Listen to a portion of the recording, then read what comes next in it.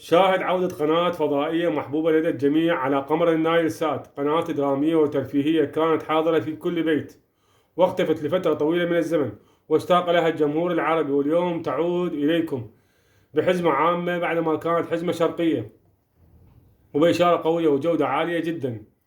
وما أحب أطول عليكم بالشرح، خلينا نروح على تنزيل القناة خطوة بخطوة مثل ما عودناكم كل مرة.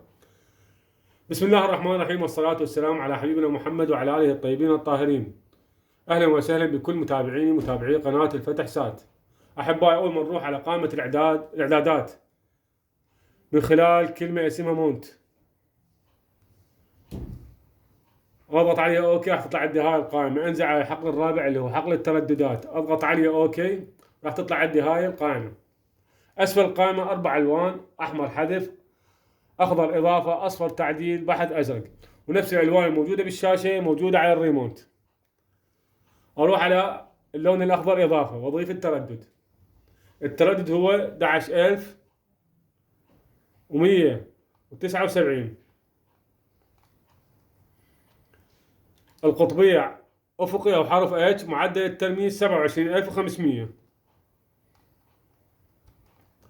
أضغط موافق أو حفظ، ومن ثم أروح على اللون الأزرق اللي هو بحث، أعطيه أول شيء تحديد ومن بعدين بحث. أحبائي، بهذا الطريقة راح تنزل قنوات جديدة، ومن ضمنها هاي القناة اللي جاي نحكي عليها. أحبائي، مثل ما تشوفون نزلت القناة، ثاني قناة شاهد. ولا تنسون الإعجاب والاشتراك وتفعيل زر الجرس فضلا وليس أمرا، نعمل للقناة يصلكم كل ما هو جديد. وهنا وصلنا لكم إلى نهاية الفيديو، أتمنى نال إعجابكم، وأي استفسار أو سؤال اكتبوا لي بالتعليقات وراح أجاوبكم بأسرع وقت إن شاء الله.